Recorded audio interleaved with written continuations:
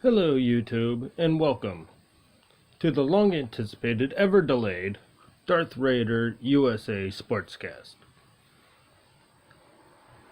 When I decided to start up a channel, I wanted to do this during the beginning of the season. But unfortunately, life kinda got in the way. I started working more, and a couple of family crises. My mother being in a bus that happened to flip and was on life support, but thanks to the grace of God, she's fine. She was able to get off the life support and come back fully healthy. Then my brother hit a deer, and so he was hospitalized. So it's been a pretty rough year, and everything just prolonged the beginning of this project. So now that life's finally calmed down enough to where I'm actually able to do this, I'm really psyched to begin.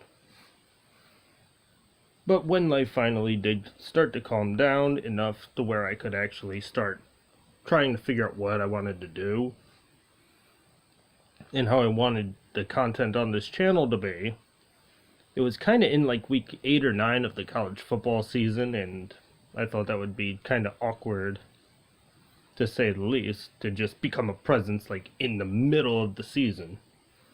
And it wouldn't allow any time for me to introduce myself, to gain your support, transition into anything meaningful.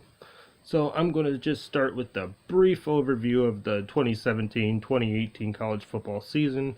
That's why I'm entitling this the 2017-2018 college football Swansong. So I'm going to begin with my thoughts on really quickly on the national championship game. As we all know, Alabama beat Georgia 23-20 in overtime, and involved one of the gutsiest moves I've ever seen in coaching history, to bench your starting quarterback, Jalen Hurts, who had been completely ineffective the entire first half of the game. But a quarterback who has 3 playoff games in hand, has been there, has done that, has been to the championship game before. Even though he did lose it to Clemson, he's still got that big game experience. So to take a quarterback who has had that big game experience, and to transition over to somebody who has never played a meaningful snap in his career, shows just the kind of cojones that Nick Saban has as a head coach, and why he is probably the GOAT, greatest of all time, for those who don't know, who might just be, getting into sports or whatever. If you're younger watching this, that's what the GOAT is. People say Tom Brady's the GOAT of the NFL. Now, when I was growing up, the GOAT meant somebody who screwed up really badly. But obviously times change, things have new meanings, etc. So to put Tua, because I'm not even going to attempt to say that last name, okay, because one thing I don't like is, I have a last name that people tend to screw up time to time, and it really does bug me. So I'm just going to call him Tua, as kind of everybody has. But he did show a lot of poise, shook off an interception. Oh look, Slider has decided to become a YouTube celebrity. Hi YouTube. Okay, go away.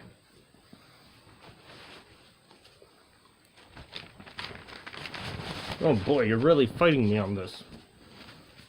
She's like, bye camera!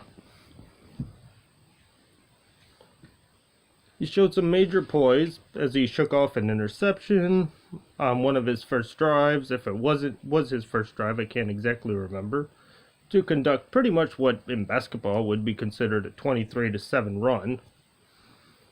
After coming in trailing 13-0, and the ability to deliver such a pinpoint accurate, high, next level NFL throw in overtime after taking that ridiculous sack. That watching it, I'm like, oh my god. Of course, you put the freshman in, put him under pressure, and pressure bust pipes, and he was going to choke. I'm like, all right, here it is. Even if they go through, get the field goal, I'm like, game's over. Somehow George is going to pull it out, and the poor kid is going to be the GOAT, and that kicker missing that field goal at the end of regulation, he's going to go down as one of the... He's going to go down in Alabama lore as the worst kicker of all time, and I'm like, oh, poor kid. But he hits that throw after what looked like a bonehead freshman mistake, the 16-yard sack, with a throw that's going to go down in all time in Alabama lore forever.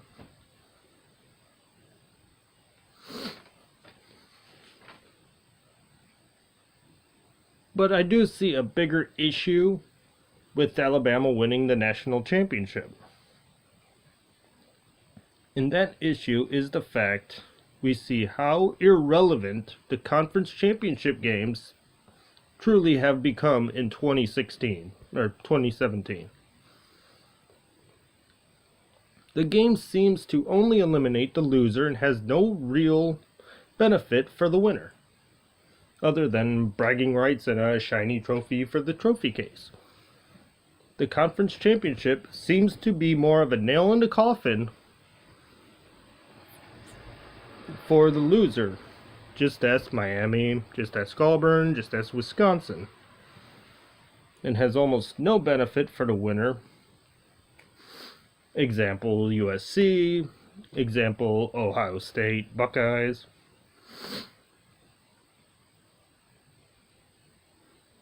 The only team who seemed to really benefit, because Clemson got nothing out of beating Miami, except for just the survive and advance Jimmy Valvano thing. It just seems to be a game where if I'm a top 6, if I'm 11-1 in a top 6 seed, I don't want to play that game. I just want everybody on top of me to have to play that game. Let the pieces fall where they may, knowing that from my couch I'm going to play come around the New Year's in the playoffs.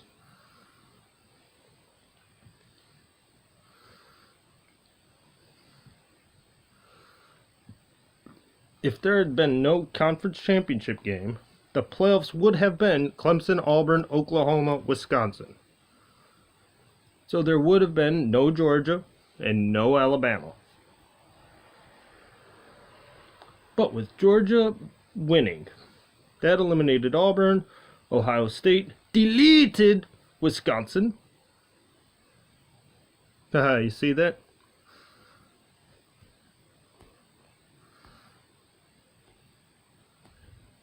And OSU getting no love for the win and being a conference championship. Georgia and Auburn not having... Georgia winning moved them in by beating Auburn. Bama didn't even have to grace the field championship weekend.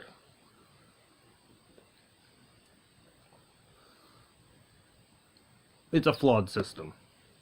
We know that. But there no longer is any integrity going into these conference championship games. And I don't know if the fix is an 18 playoff. I mean, that's how I personally feel. I feel like all five of the Power 5 conference teams should get an automatic, plus the Power 8, and then have 2 wild cards. That would be my personal fix to it, but whether or not you feel that way, I'm not exactly going to divulge a long time on that now.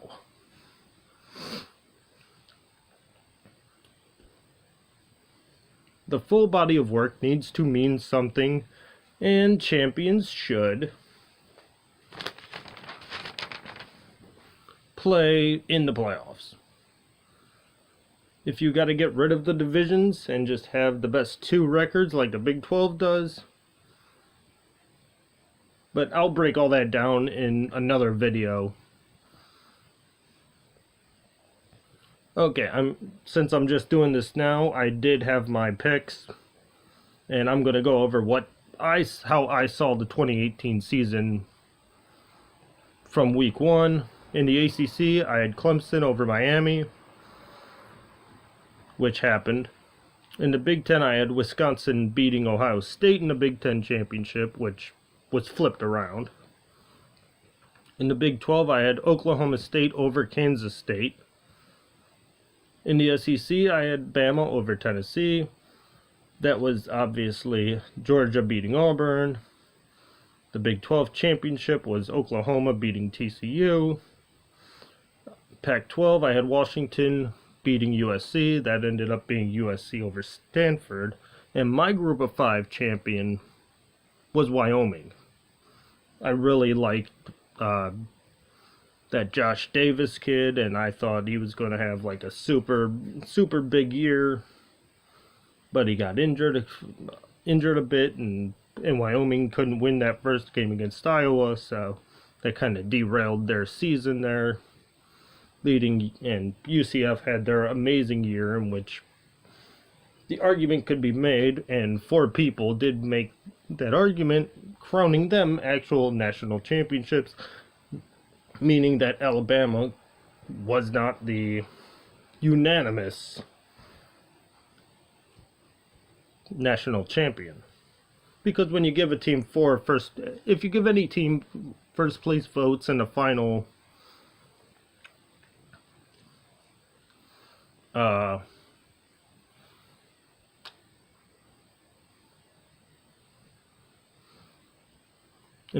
poll, you're pretty much saying this is my national champion.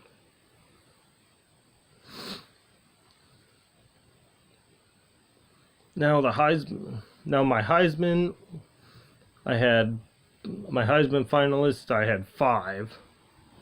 Because sometimes it's as much as 5, other times it's 3, other times it's 4, so I just put up 5 up there. I had Barkley winning it. I had Mayfield, Hurts, Jackson from Louisville, and then I threw Josh Davis in there from Wyoming.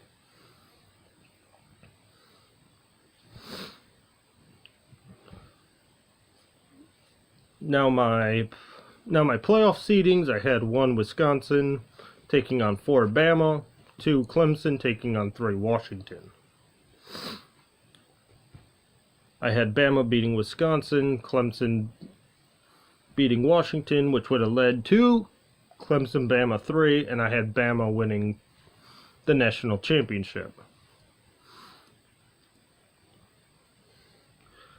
My personal coach of the year out of everybody was Scott Frost. I think he did an excellent, nobody can argue that coaching job at UCF. And the whole turnaround, I mean, from being a winless team to unbeaten in 2 years.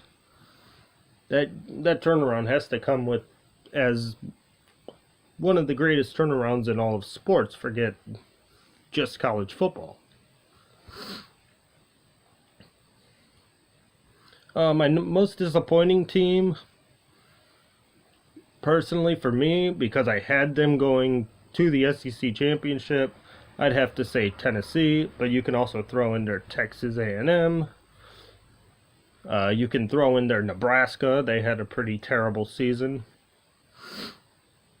And I know a lot of people are very disappointed by what happened with Florida State, but I feel like if they didn't have as many injuries as they did in the beginning of the season to match and to match their ACC schedule, in which they didn't do too hot.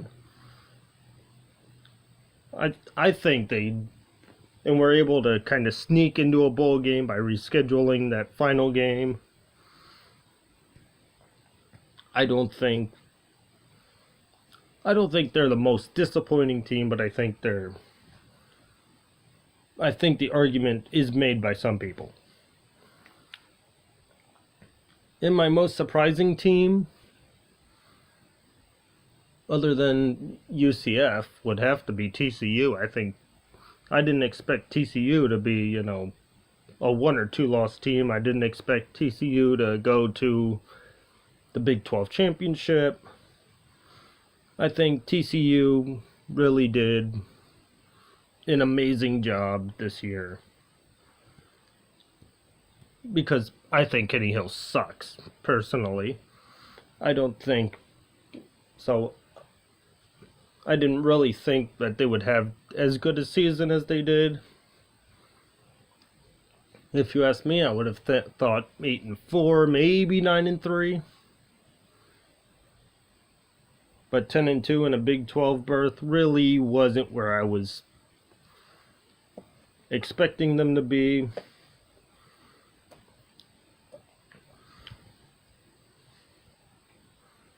So as I said, I'm going to make my next video coming up here. Let's see, today is Thursday, so my next day off is Monday night, Tuesday, so sometime Tuesday is going to be my next video. And I'm going to try to kind of keep it on a Tuesday, Thursday set.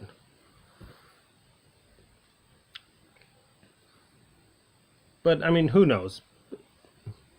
I do a lot of things, later at night, so I'm usually up longer, so I do have some time to do them. I don't know, but that's the schedule I'm seeing right now for myself, is that I'm going to be trying to get around to these things Tuesday and Thursday. If you have any comments about anything that I said, drop a comment or two on the bottom there.